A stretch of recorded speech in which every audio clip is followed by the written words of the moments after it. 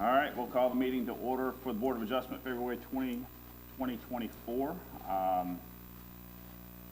Get a motion. Motion. Reynolds? Second. Killian, second. All in favor? Aye. All right. So we also need to get an approval of the agenda, I believe, as well. Are there any minutes from the last meetings or anything like that we need to approve? Or I didn't see them in the packet, but. No, we don't have any on this agenda. Okay, all right. So can I get a motion to approve the agenda that we have in front of us tonight? Mr. Reynolds, Ms. Killian? All in favor? Aye. All right. Turn over to you, Stephen. All right. Thank you all so much for coming and attending tonight. I know it's been a while since the Board of Adjustment has met. Just haven't had a lot of items, and I assume you guys don't want to just meet if we don't have any items to actually review. With that, tonight, to get everybody together, since it has been such a long time, I was thinking for staff and for the board, it might be good to kind of just have a quick little workshop tonight. It'll be fairly informal at any time. If anybody has any questions, just let me know.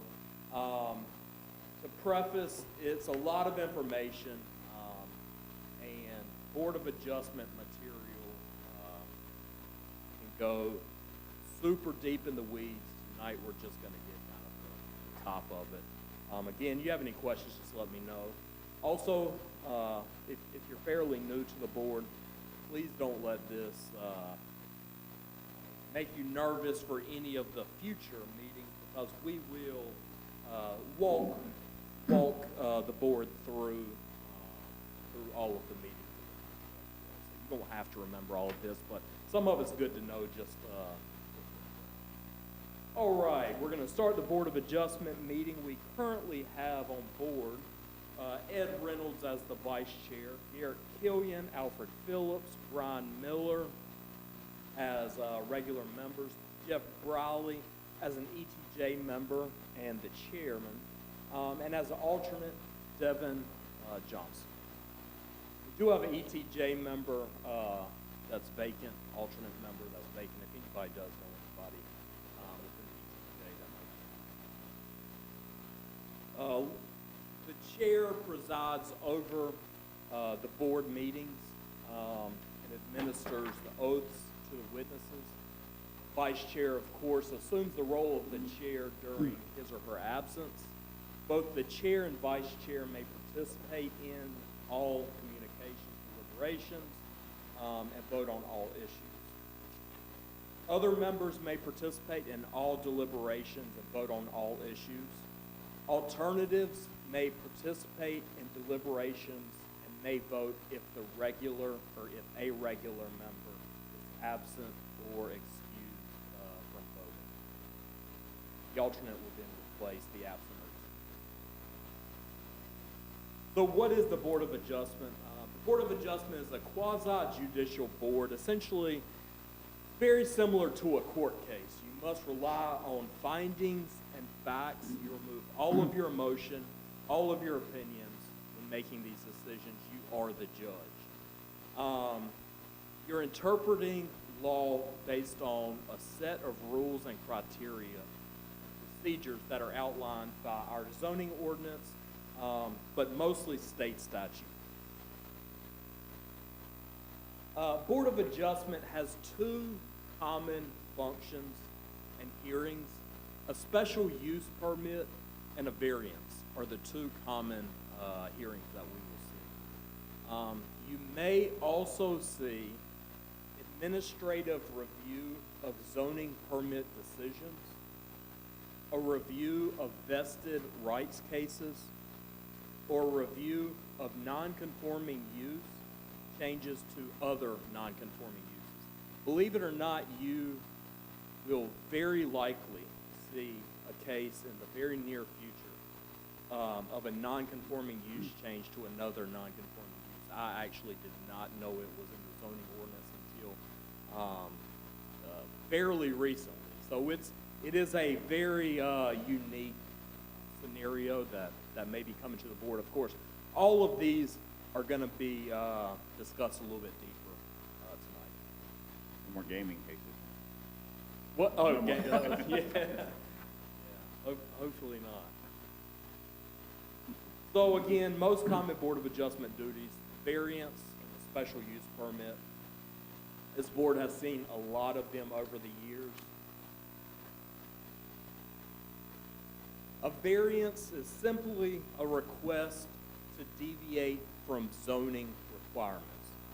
So the intent of the zoning and subdivision ordinance and its standards is to apply equally to all properties throughout Winterville. However, that's purely idealistic.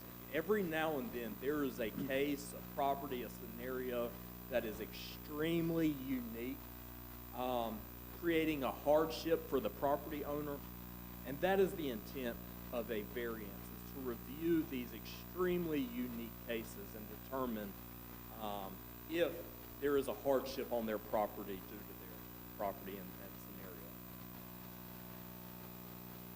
The requirements of a variance is set out by the state, and it's a very strict state statute of guidelines. The applicant must, and it's their responsibility to show this and to provide all of this evidence to the board. It's their responsibility. But your responsibility is to determine if they meet all of these criteria. If they meet all of them, it's approved. If they don't meet all of them, then it will be denied. So an unnecessary hardship would result from the strict application of the Town of Winterville ordinance. That's one criteria. The hardship results from conditions that are particular or unique to their property. The hardship is not a self-created hardship, so it's not something that is a result of their own actions.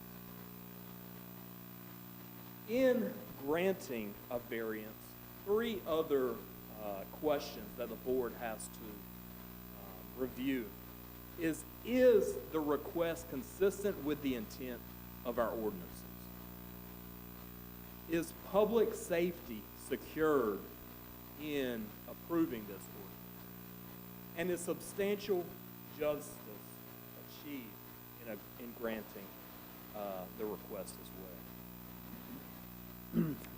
So the classic example of a variance, and I don't know if this was what started a variance, but it's what we're always kind of taught. So when a lot is subdivided, let's say it's subdivided in 1920 before we have our zoning ordinance laws and rules. So there's a lot that's already existed from a long time ago. Then the town of Winterville creates these new standards. And this old lot does not meet the standards of the ordinance today. Well, we change the subdivision and zoning ordinance all the time. However, in very unique situations, the lot may not be large enough to meet the requirements of our zoning and subdivision ordinance. It could be a very small lot in which the setbacks, you just cannot meet the setback requirements for a house. And looking into an example, this is a lot that I just selected in our jurisdiction. It is 50 foot deep and 52.5 foot wide along the front. It is a home that sits on 0.06 acres or 2,614 square foot. Again, subdivided well before our current standards were in place. You could not create this lot nowadays. They built a home on it, and it is, later the zoning ordinance came out and selected zones for each property. This is in an area, and this is zoned R6. R6 means residential 6,000 square foot lot. Obviously, you see this is a 2,600 square foot lot. The setbacks for R6 are 20 foot in the rear and the front and 8 foot on the side. So a property like this would have 10 foot width to build a house. This is a great candidate for a variance. If the house, let's say the house burns down and they come to the town to get a zoning compliance to show a new house on this lot, I could not grant them approval to build the house on the lot. They would then apply for a variance, come to the Board of Adjustment and present their case of why they have such a unique set of issues. As we see here, you would likely not be able to build a house on this property without a variance. Question. Yes. So they couldn't even build back in the exact same footprint without the variance? That's correct. So once the house, and you kind of do get into some weeds, so there is a threshold of value. And I believe off the top of my head, our ordinance says 60%. So if it is, if the value of whatever happens to this house, or if there wasn't a house in place of 60%, then they would have to come, then it has to be treated as if the house wasn't there. So it has to meet the current standards. So again, this is a great candidate. Let's say the house wasn't there, somebody was handed down this lot for generations and generations and generations. There was never a house there. This is also a good candidate to say, look, we want to be able to use this property. It's just too small. It was done well before the zoning ordinance. That's a great candidate. Another great candidate that I see us likely having some cases in the near future. As NCDOT acquires property with the Old Tar widening project, they are going to be taking properties and creating non-conforming. Non-conforming is just another word for a grandfather properties, essentially. So right here, just looking at this property, everything was in compliance with this. NCDOT decides to do the Old Tar widening project. They have to take 23 foot of the front yard. This now creates a 15-foot setback. All is good and fine until this property owner says, you know what, I've always wanted to build an addition onto the side of my house. They come with a plot plan to the planning department, and I say, since you are building an addition onto your house, it has to meet principal setback. In this case, it's now a 15-foot setback rather than the required 20-foot setback. They would then come to, or apply for a variance, come to the board and say, under this extremely unique situation, this extremely unique property, because NCDOT took a certain amount of land that now makes it impossible for us to meet front yard setback if we wish to do an addition, then we're asking for a variance of the ordinance for this situation. Again, I think this would be a good likely candidate for a variance. Again, this is also assuming that the side yard setback does meet setback. So this would be a variance from the front yard 20-foot setback requirement to a 15-foot. Question, Yes, is this a real case here? this is not a real case. Yeah, no, in fact, none of them that we're going to look at tonight are real cases in any way. Does the DOT notify, this is more of just a curiosity, but does the DOT notify them that that's gonna change, or does Winterville notify them that that's gonna change if they have to want to build something? I hope NCDOT does, but I have no clue. Probably We would have, be a good thing, because you we have have some upset folks going forward. very, you know, and NCDOT does this throughout the state. So Right. for them, it's nothing new. They come out in the yard and put a pole up with a little orange thing on top of it? That's where it's gonna be. But I do not know to what extent NCDOT informs everybody of this, but this is pretty much the process that every city would have to take from it. Although, of course, they are being compensated for that Oh, way. yeah, I get that, I'm just, it's one thing to be compensated and then come back and have to make all these, It makes you wonder, though, if the compensation takes into account some of the restrictions they could potentially have on that property by the lot size shrinking. no offense. I know, right? Yeah, I mean, so right now, I'm getting phone call after phone, because NCDOT, though they're involved with the property acquisition, they do everything third party. So, all of the appraisals they done are through a third party organization that they'll call me up and they'll say, theoretically, this house burns down. What happens? And then I'll tell them that and they say, yep, okay, that's what every other town does. You know, but, I got you. so I guess they take it into account. I don't know if they take it into account monetarily, but, we haven't, again, NCDOT, and rightfully so, they have to go through so many jurisdictions that they they go in and they do what they do and don't inform us of much of it. Another question for you. Yes. If you would just go back to that slide. Let's say, for example, in this use case, let's say that the proposed addition was going to be substantial. Is there, I don't know how to phrase this. Are they restricted because the house is non-conforming to how much they can put on an addition compared to the value of the house? No. So the only non-conforming factor to this proposal is that the area that they're adding does not have 20 foot between the property line and where the structure is being added. Okay, all right. The one final thing on this one, is that really how far they're moving in on that property? Yes, that is real. They have taken 23 foot of that property. They're not gonna have a driveway left to park in. It's already a That's why three-lane I was road sitting, there. that's like going, oh my. Yeah.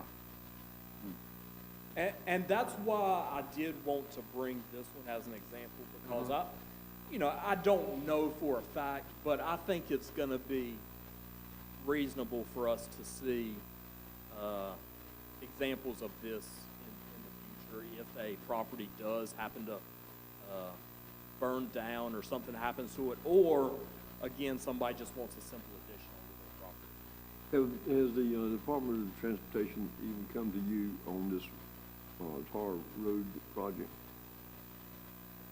Yeah, it's hard to answer because I've only been in this aspect of the role for the past year.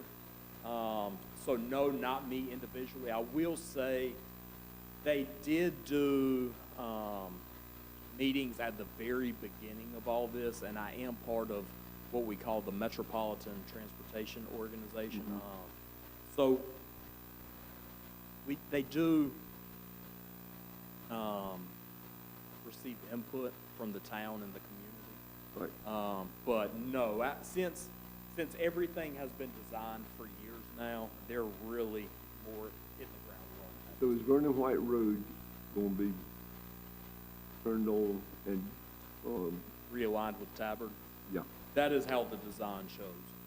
In fact, if you guys haven't seen, there's a video on the NCDOT Old Tar Widening project website that shows the intended design of the project, and they did an excellent job with the video. So it shows where the road is going to go and how wide it is, the start and end of the project, things like that. It's a really good there's gonna video. be a traffic circle there? I did not see any proposed traffic So circles that's gonna for really this be, project. that's gonna be really a mess trying to get out of Vernon White Road. Yeah, there's going to be a signalized intersection. A signal light? No way. Been wanting one Vernon White Road for 25 years. Times are changing. So looking now at some unlikely candidates as well. And again, I chose just the most random property. But this property is within a subdivision that has been built since our current subdivision ordinance exists. For all intents and purposes, it's the same as every other lot within its neighborhood, the same as every other lot within the town of Winterville. It meets all of the standards, all of the requirements. Let's say the homeowner comes to the town and says, like the previous person, I want to build onto the side of my home, but I just can't fit it. I can't fit it within the setbacks. Obviously, the zoning, I will review the plot plan, I'll say I can't approve. They say, well, I want to get a variance. They have the right to apply for a variance. I cannot deny them their due process to come to this board. It would be an unlikely candidate because really there's nothing unique about their property. The only thing that's unique is they desire to add on a property that will not fit their desired build out. So, they have the exact same issue that everybody in the town of Winterville, that their house just does not support that design. They may have to build onto the back of the house or reconfigure the desired build for this house. So this would be an unlikely candidate. Another unlikely candidate using the exact same property, let's say that this property owner has no clue about zoning compliances, no clue about building permits, but they are a great builder. They decide one day to go out and they build onto the side of their house. Looks beautiful, they finish it. The town happens to go past and say, that's a brand new addition onto that house. So we put a stop work violation onto the property and say you've got to go through the correct channels to get this approved. They supply a zoning compliance or a plot plan that shows the home is 7.5 foot away from the side yard property line, whereas the ordinance states 8 foot. Now I say 7.5 foot, it could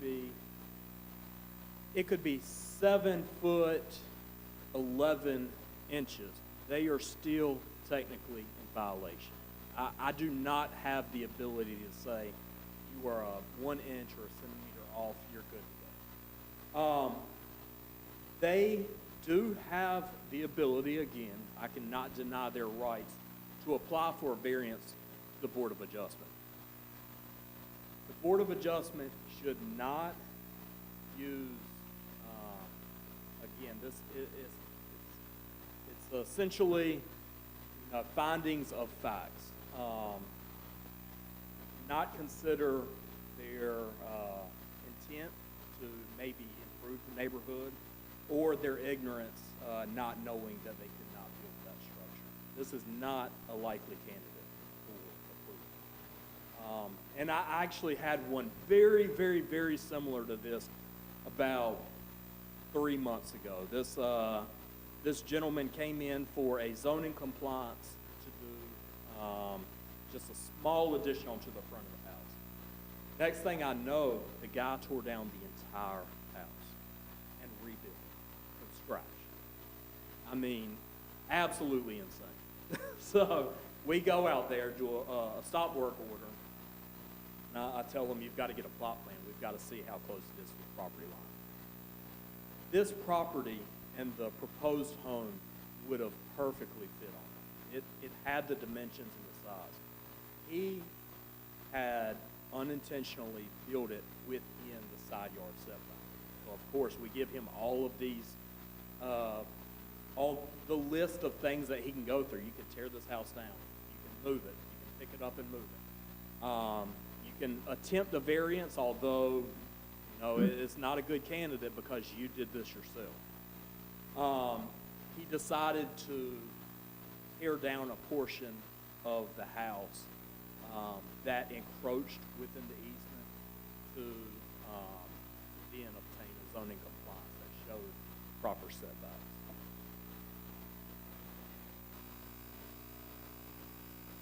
So one thing that the state of North Carolina does not allow a variance to do is a use variance. So all of us have a piece of property that has within the zoning ordinance, a table of uses that you can do on your property. You cannot obtain a variance. Of course, you can apply for one, but we cannot grant a variance for a different use that is not approved within that zoning district. And here I'm using an example. It's probably a lot easier to see on your paper than it is on the screen, but I'm looking at the single-family detached home in the R12.5 district. So let's say I have a home in the R12.5 zoning district, but I want to build a duplex. I don't want a single-family home. I want a duplex. It is not, duplexes or two-family homes are not approved within the R12.5 zoning district. We cannot, per state law, approve that. They can try to obtain rezoning through planning and zoning and council, or go through the list of uses to determine what they can actually use that property. Stephen, quick question for you. Yes. Just trying to get some sense of it. So, and you may or may not know this, the reasoning for that would be why? Like, why would you not want to allow somebody in that district? Is that because that district is set up, zoned specifically for certain types of homes, and you don't want? Are you asking why the town decided not to allow duplexes in R12.5, or are you asking? Yeah. Okay. Essentially, So- just trying to figure out the Yeah. logic, right? So when the zones were created, essentially they kind of went through and said, what is a good character for this type of area? R12.5, that means a 12,500 square foot lot. Probably the consideration at the time was, that's a fairly large size lot that we're gonna expect to see single-family detached neighborhoods, rather than duplexes. So duplexes are allowed in other areas, other zones, but are not allowed in the R12.5. Gotcha. And again, they always say that zoning ordinances and ordinances in general are living, breathing documents. They are meant to change and evolve over time, and they do. So just because we don't see an X right here right now doesn't mean that at one point there may not have been, or one point in the future there may not be. Again, a variance per state statute cannot grant a use variance. So in this scenario, let's say that owner of a piece of property that is zoned office and institutional desires to build a grocery store. Let's say beside their property is a grocery store. So they say, I don't get it. There's a grocery store right there. Why can't I have one here? And as you see, a grocery store is permitted in every commercial zoning district other than office and institution. They may have the greatest argument, but we cannot approve a use variance. Again, for this, if they wish to have a grocery store on that piece of property, then they need to go the rezoning route to get the property zoned for the proper zoning.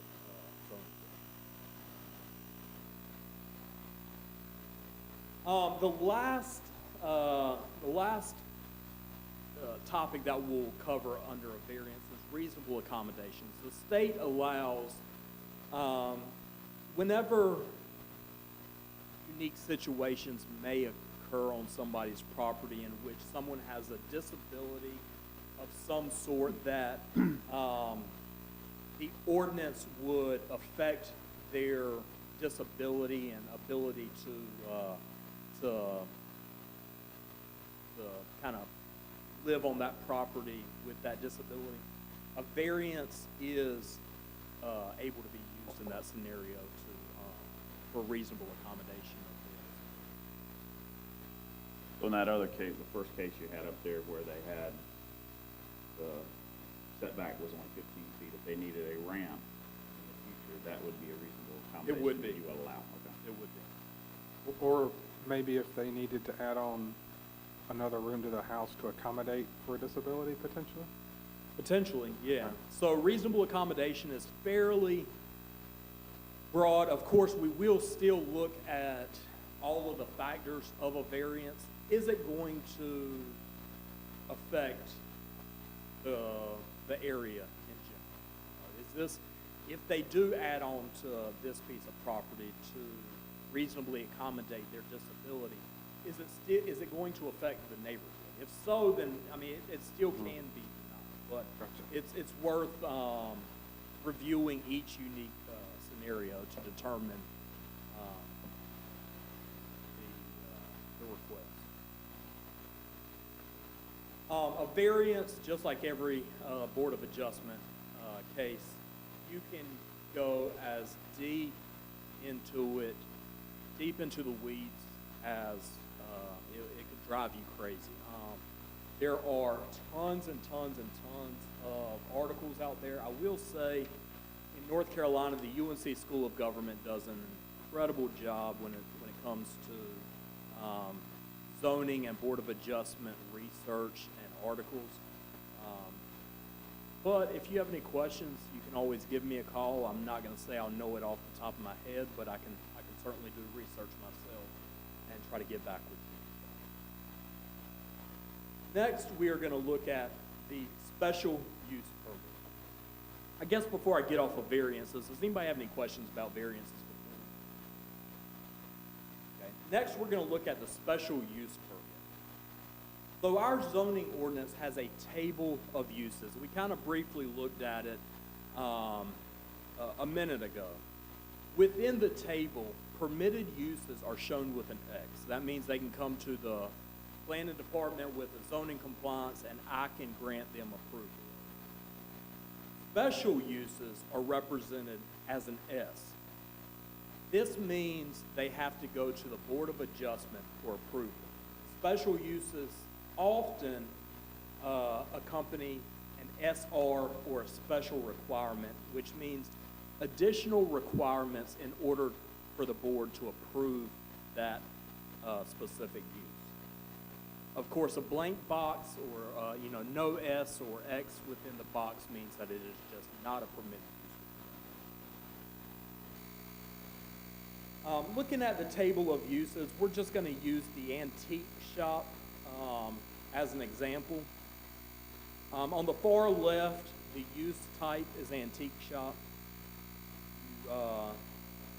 Look at all of the X's right here. Those are all the permitted uses. They can come to the zoning office, and I can permit that through a zoning compliance application. If you look under AR or agricultural residential zoning district, you see an S. The S again represents special use. You go all the way to the right of the table, you're going to see 24, which is SR or special requirement 24.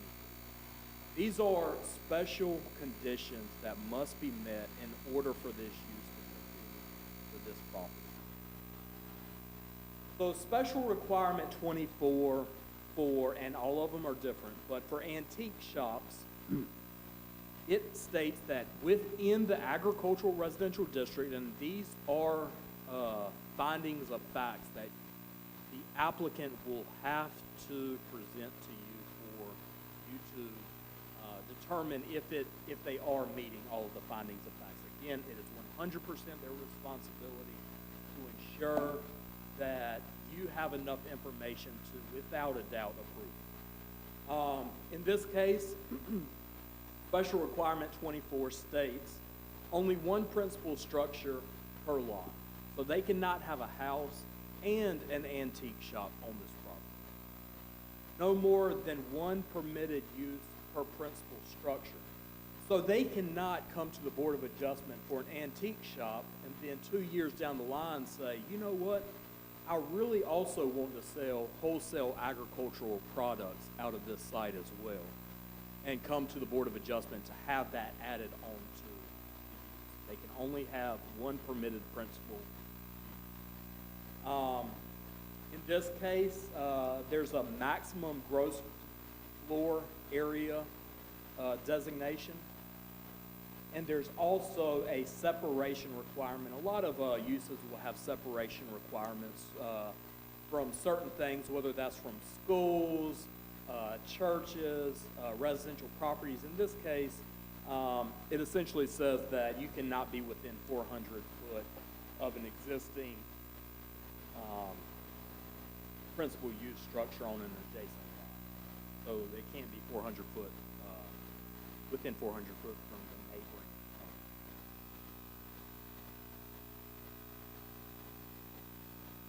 So what you're going to review not only is the special requirements, but the state has set out a list of items that you will review for the findings of facts.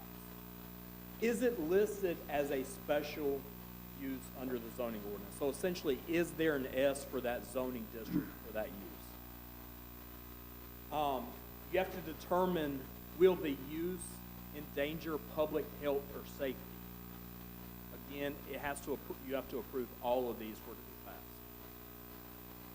That the use meets all of the required conditions of the special requirements, similar to what we just reviewed.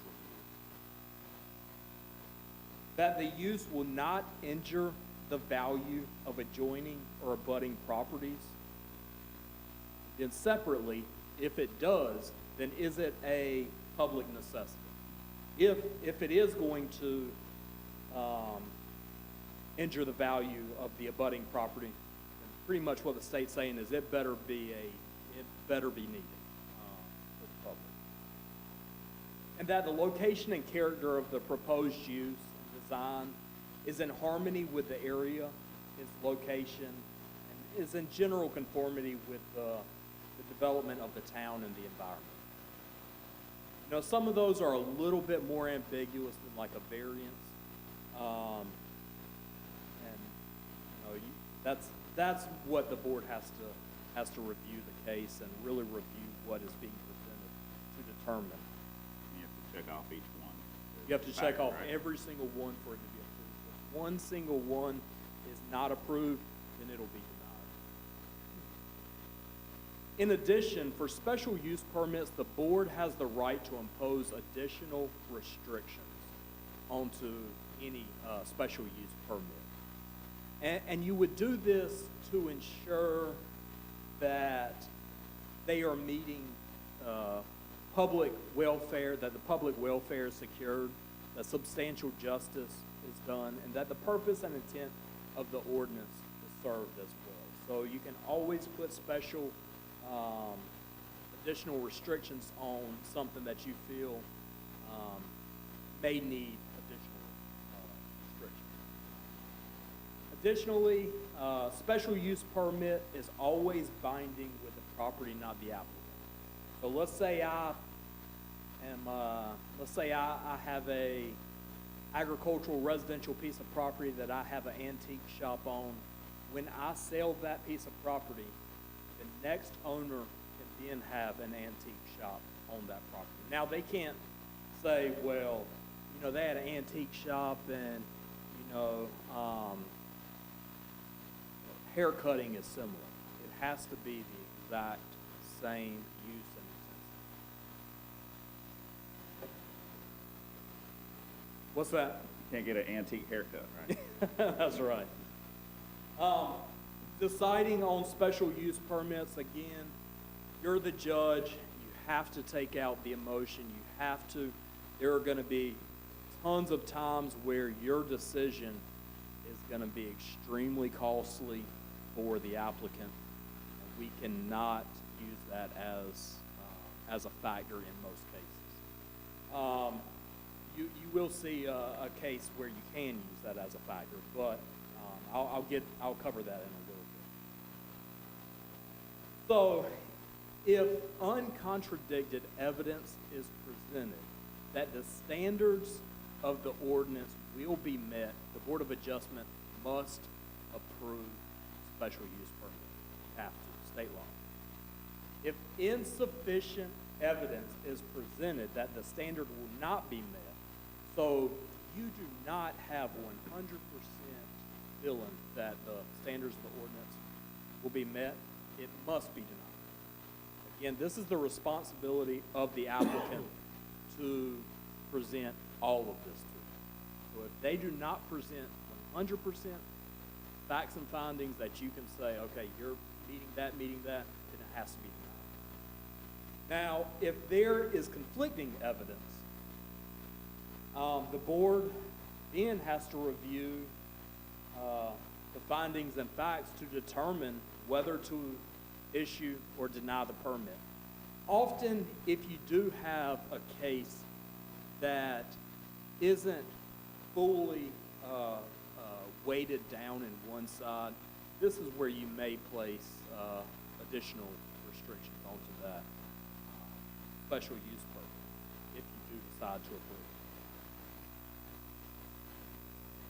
You can go deep into special use permits. Again, School of Government does a great job of discussing it.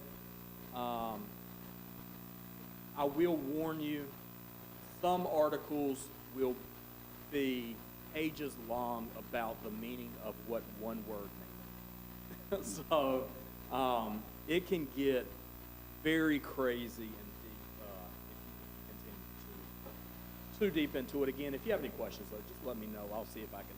If I know it, I'll let you know. If not, I'll do some research to see if I can find it. Before we move on from special use permits, does anybody have any questions?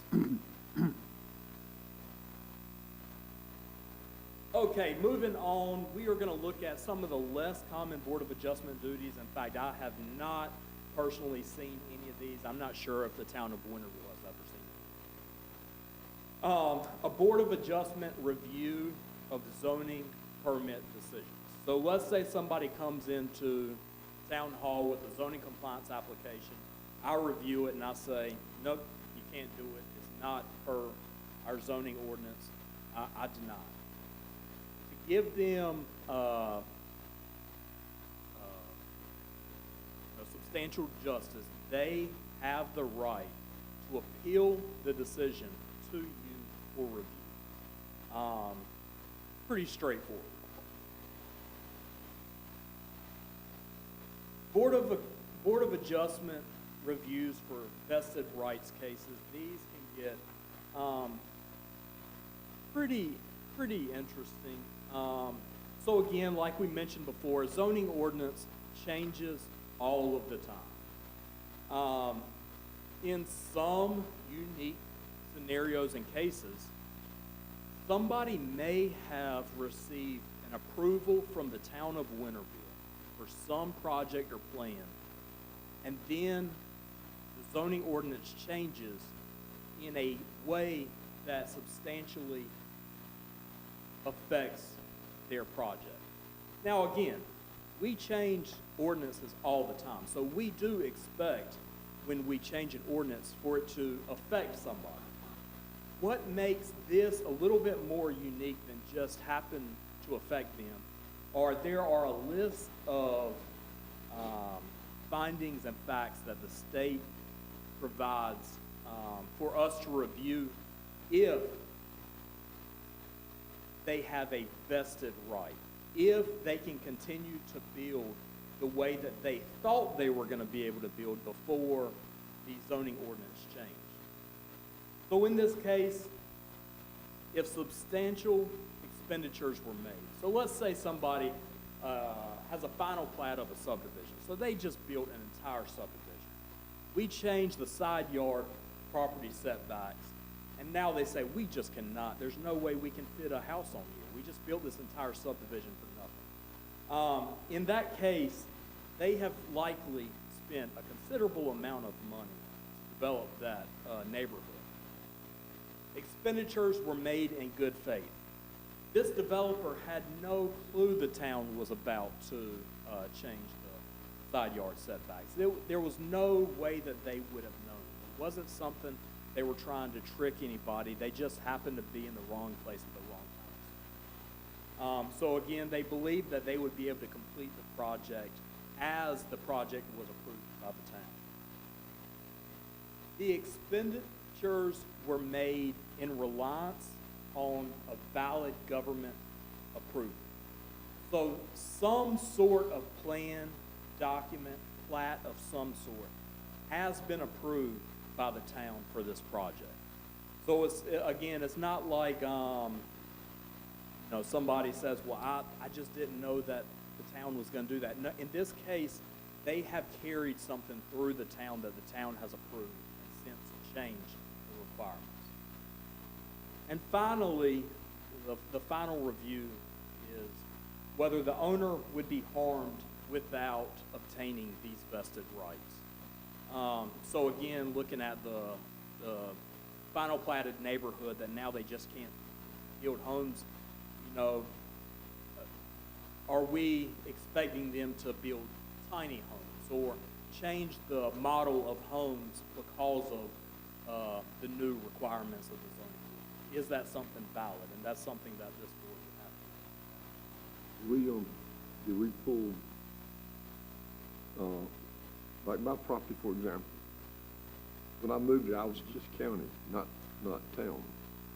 Does the town pull the rights or the things that were permissible in the county, did it pull them into the town? They do not. So anything that is,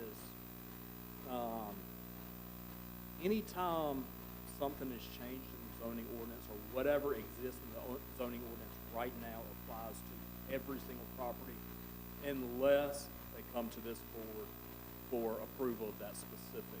Good, okay, say something's already transpired before the city annexed the property, per se. Everything But it was within- okay with the county. Everything would now fall under the current town of Winterville regulations. So your property could be non-conforming or grandfathered, so we're not gonna say, That's what I was looking for. yeah, we're not gonna say you have to pick up your house Right. and move it back 5 foot or obtain a variance. But if, let's say, and the good thing is the county is typically a lot more, their setbacks are a lot bigger than what we would see here. But just kind of going with this example,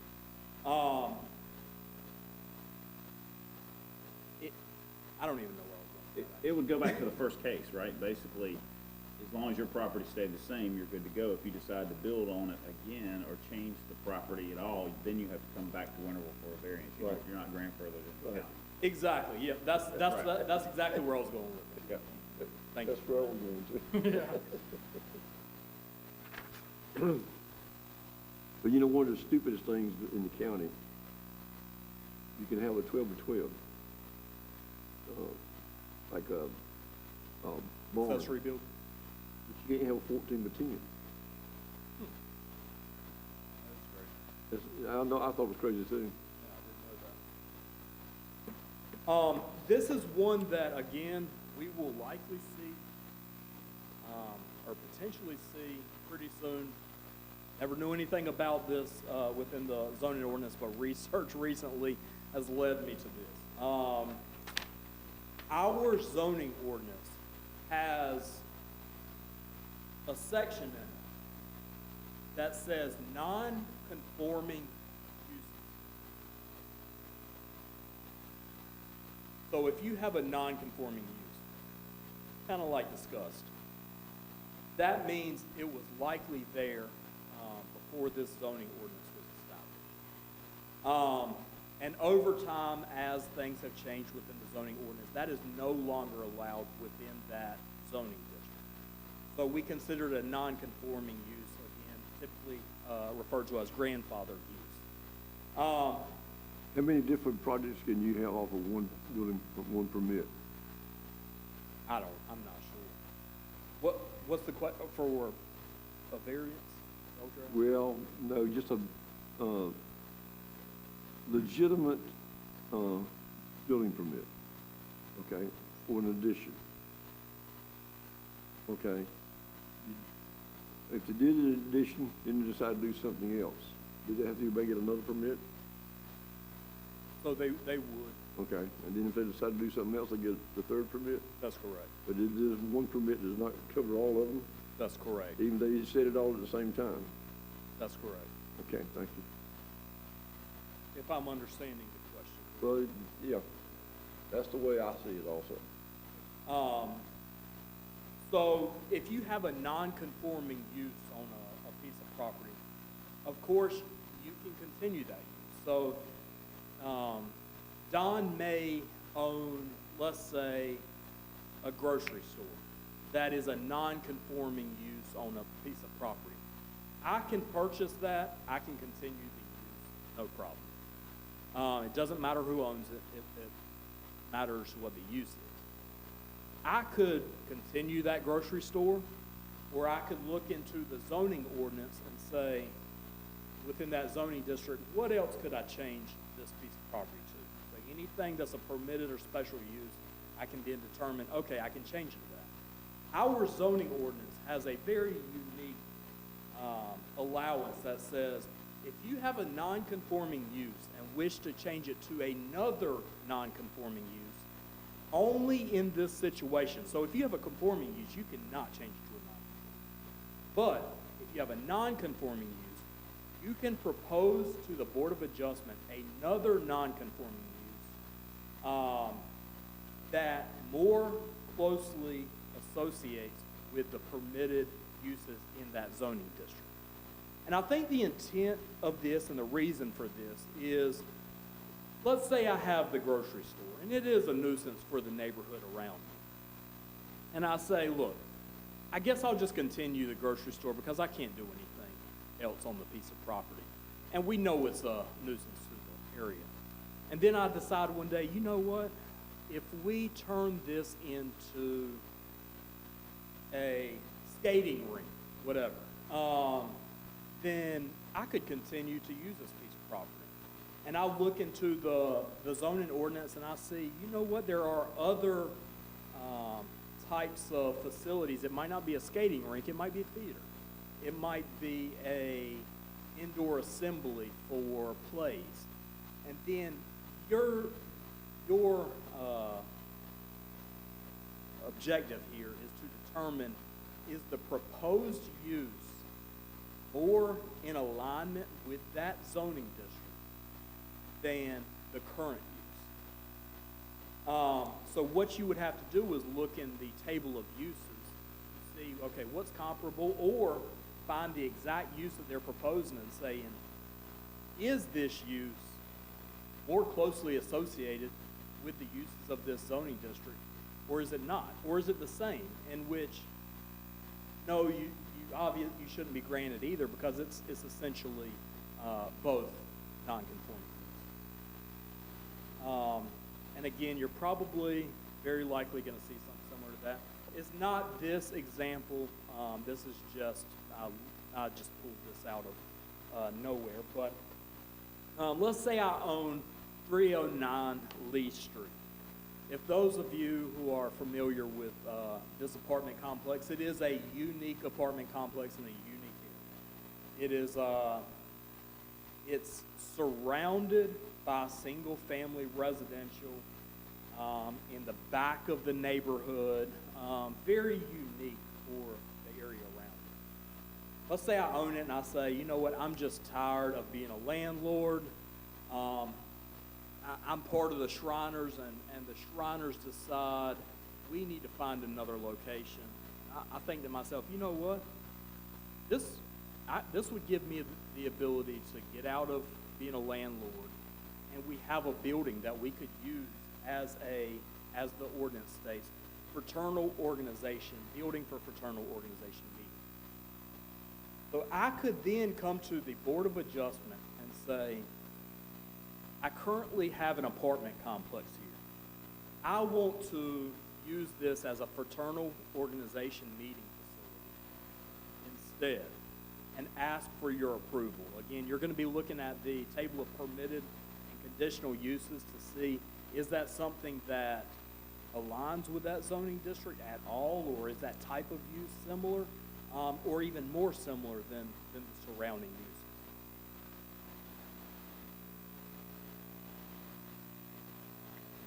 Next, I'm going to kind of go over just an overview of some general rules that are good to know. One of the major things to know when you're on the Board of Adjustment is no ex parte communication. You cannot communicate about an application outside of the hearing. So let's say you're at the grocery store and somebody does come up to you and they say, I know you're on the Board of Adjustment and I know this case right beside my house is about to happen, and they, before you can even say, I'm sorry, I can't discuss it, they have already discussed, part of the project.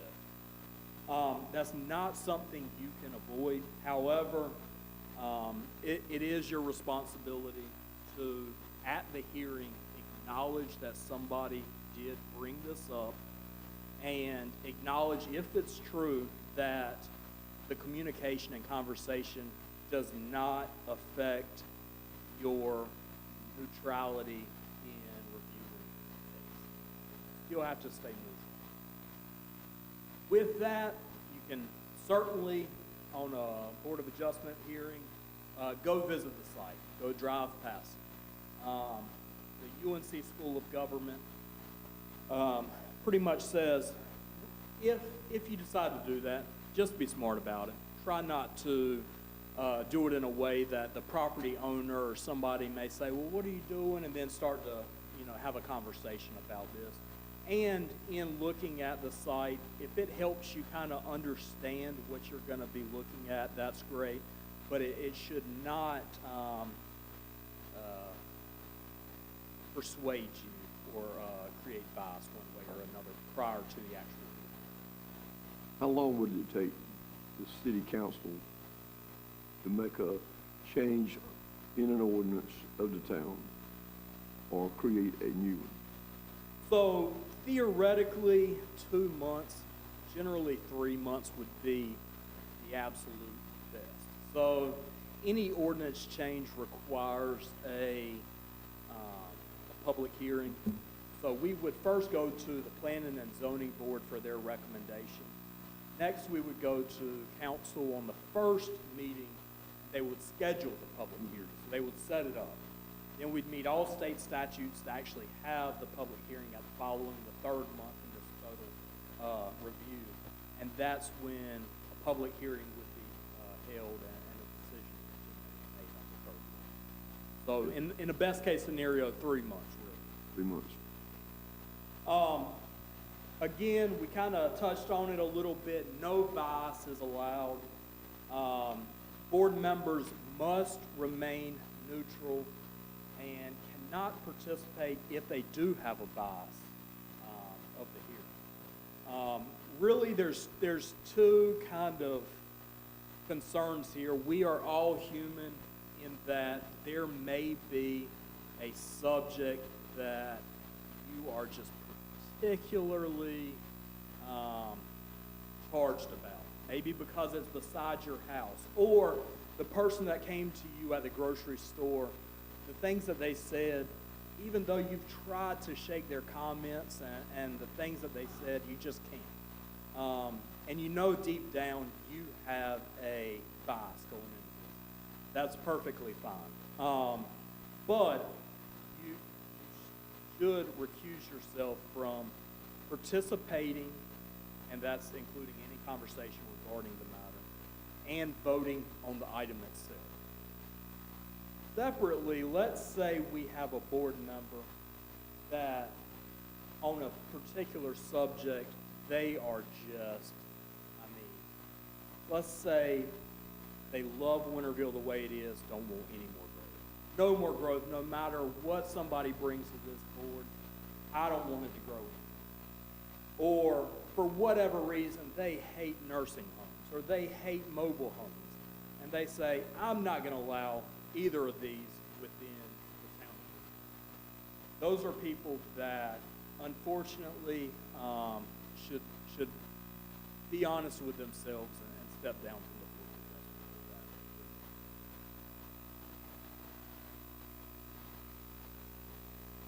adjustment. Determining what public comments may be considered. considered. So the Board of Adjustment is very, very different than town council and planning and zoning in this case. You know, similarly, we have a ton of people that may come and speak either for or in opposition of a hearing or a matter. Same with planning and zoning and town council. However, town council and planning and zoning can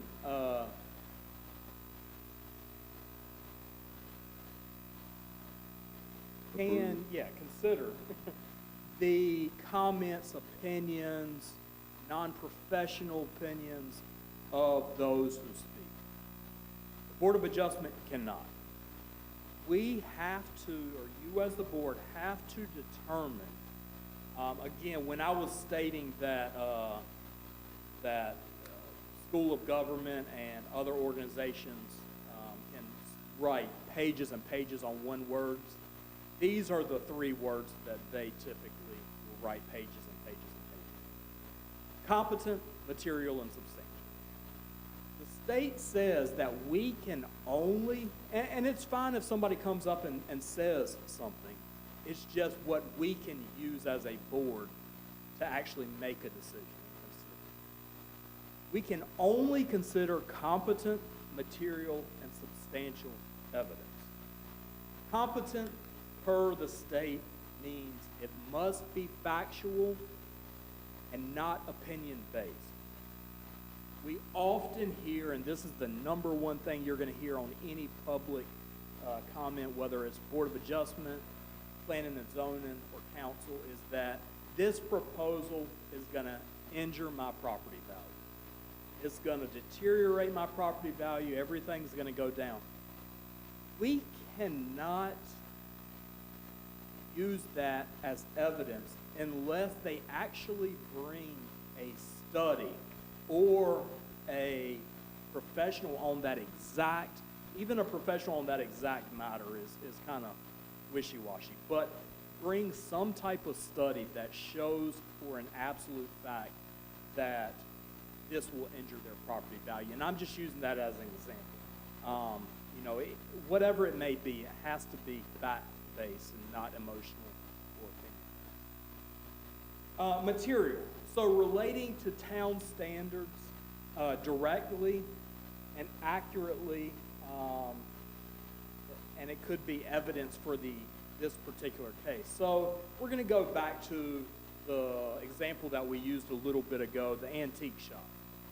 So one of the special requirements was you can only have one principal structure on the property. Let's say the neighbor comes to the meeting and they say, he's not telling you this, but they actually have a home on this property and they are proposing to do this use too. So there's going to be two principal uses on this property. That is material. So that is looking at the zoning ordinance, determining the text, going to the property itself for the unique, particular application, and saying it does not meet the ordinance because of this. Again, that's just an example. Finally, substantial or sufficient. This one is impossible to wrap your head around. But essentially, the best way I have ever heard it described is like a seesaw. So the state pretty much says that substantial or sufficient means supporting a conclusion. Well, what does that mean? Again, the best way I've been explained this is, let's say you have a seesaw. You've got an applicant that is presenting their case. You may have an opponent that is presenting their case.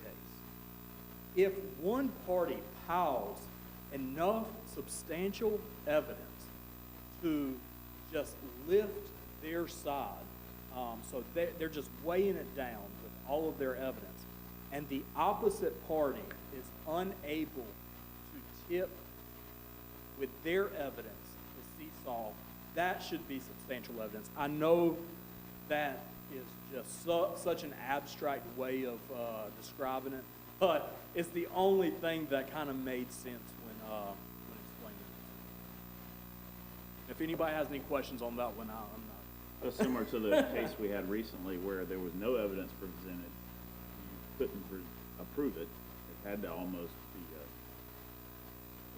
That's a great example. So when, again, every single case that comes to you is 100% the responsibility of the applicant to show that all of the findings and facts are there. If somebody comes to this board unprepared, or they don't speak, or they don't present their case, the board has no choice but to deny it because nothing's been presented to you. Right.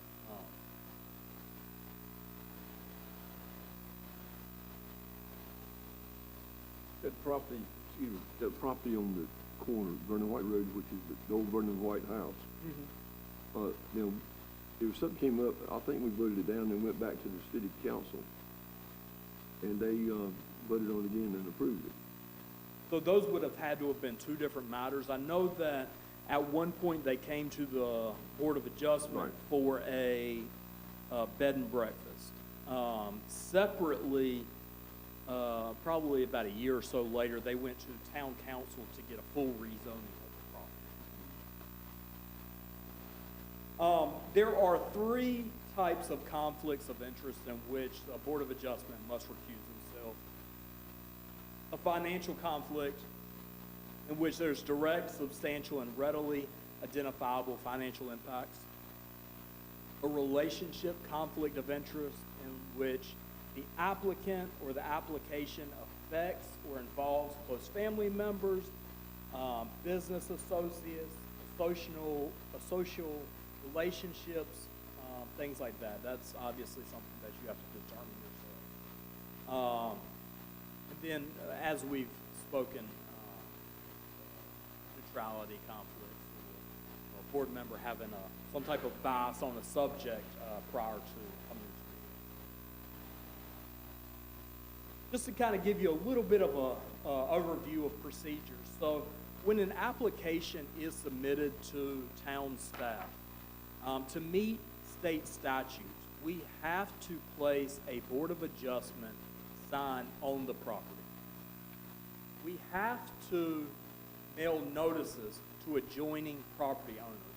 The town actually goes a little above and beyond, as do most towns, and we extend it from just the adjoining property owners to those within 100 foot of the property as well, receive notice. And then finally, the state requires 2 notices within paper of general circulation. So here we use the Daily Reflector. Can we, I know you the paper, I don't probably one of us in here even take the paper. But, is there ever gonna be another change other than the paper? Yeah, there has been, over the past few years, tons and tons and tons of bills and proposals saying that the newspaper in many ways is an old style of doing it, proposing that maybe towns can show it on social media sites or their web pages or other ways to do it. It has not been approved yet. That's what I was gonna ask. Can it be put on the city webpage? It can voluntarily, and we do, but it is not to meet state statute. Right, because, like I said, the paper, it's, in fact, I don't know if they, put it out but one day a week now. And honestly, that is the major expense of holding hearings, is, the applicant does provide a application fee. That application fee pretty much goes directly to the newspaper for running those ads.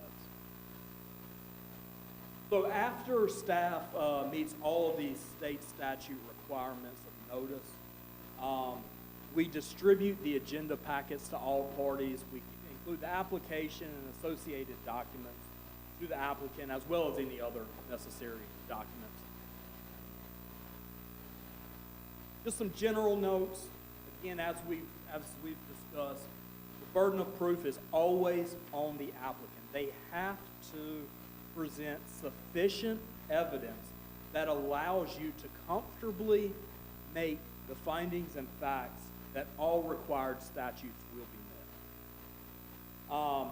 Any applicant or those affected by a Board of Adjustment decision may appeal the decision to the North Carolina Superior Court within 30 days of the town filing that motion with themselves. A quorum for any and all meetings will be 3 members. And a simple majority is 3 votes as well. The only thing that requires anything different than 3 is a variance. The state requires variances to have 4/5 majority on their decisions. So we have to have a minimum of 4 members to have a quorum on a variance, and it has to have at least 4 of the 5 votes to pass a variance. There is no more than 5 members to vote on any subject. Again, as kind of briefly stated at the beginning, this is a ton of information. Please don't think that you have to learn or know any of this. It's good to know the highlights of it, especially the facts that you cannot have conversation outside of a hearing, things like that, extremely important. But staff does try to help guide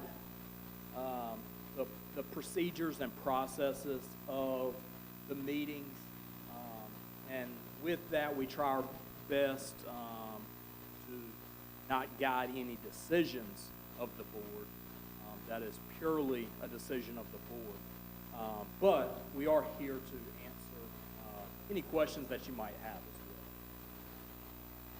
With that said, does anybody have any questions before we move on to our next agenda item? Appreciate it. This was very informative. Thank you. Good, thank you. So we're going to move on. It's been a while since we have reviewed our officers and election of officers. Currently, Mr. Jeff Riley has served as the chair, done a great job. Ed Reynolds has served as the vice chair, done a great job. We can certainly leave it that way, but I do ask you all to make a vote tonight for the chair and vice chair that we will update our records. So if we can start with the chair, if anybody has any nominations for other people or self-nominations, hopefully open the floor for that if you're okay with it. Raleigh. Yep, that's fine. Yeah. We'll open that up for the chair. Make a motion that we nominate Jeff. We don't need a second on that, or do we need?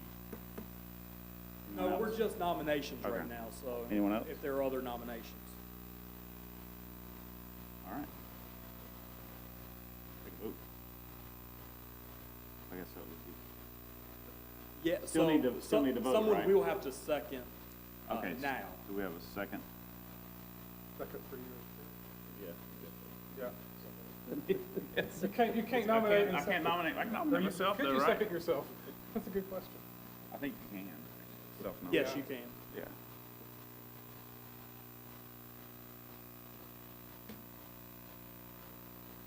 Sure. We'll take a vote. All in favor? Aye. All. Guys, congratulations. Thank you. Pays good. I'm jealous. You haven't missed a meeting, have you? No, I don't think so. Well, I think we've only had 10 or 12. What's that? Past Meeting? year, so yeah. Okay, and the vice chair, if there are any nominations or self-nominations of that.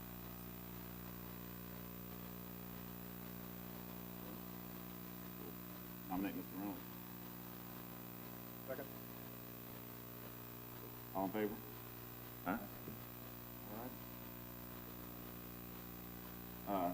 Bill Yumi, and second, Killian.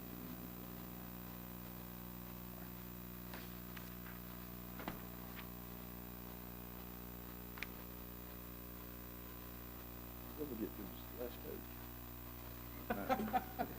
You can hang out late if you want to. And that's all we have for tonight. If anybody has any questions, I'm happy to answer. If not, then, Motion to adjourn. motion to adjourn. Wait, what's this? Second. Killian, second, all in favor? Aye. Out. East Carolina So- was meaning when I came. So, Stephen, real quick, this is outside of that question, but on the EJT alternate member, that's basically anyone that's in the 2-mile district outside of Winterville, correct? Yeah, anybody that's within the ETJ but not city limits. Gotcha. Pretty restrictive. It's, Didn't we just Fogomir. didn't we just adjourn? It is an alternate position, so, Yeah. you know, that also makes it a little bit more difficult to find people sometimes, but yeah, if you know of anybody. Have you guys heard from Mr. Phillips? Is he still with us, or is he? Well, yeah, I'll take that back. He did call when I sent out the initial questionnaire of times and said that tonight was Oh.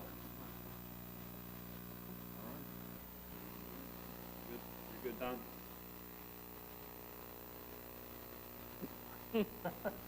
Thank you, guys. All right. Do you see anything coming up for March at this point? That one that I'm talking about, Yeah. I don't know. The non-conforming to non-conforming? That's Non-conforming. really interesting.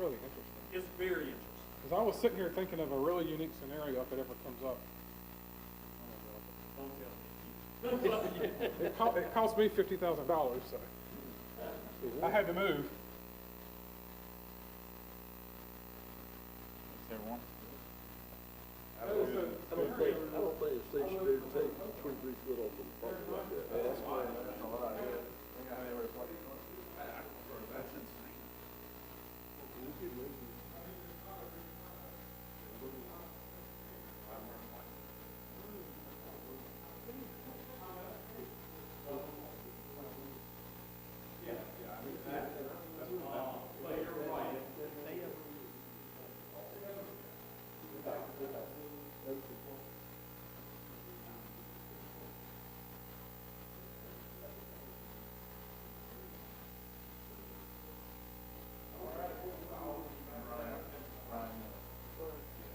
I'll see you later. Good seeing you.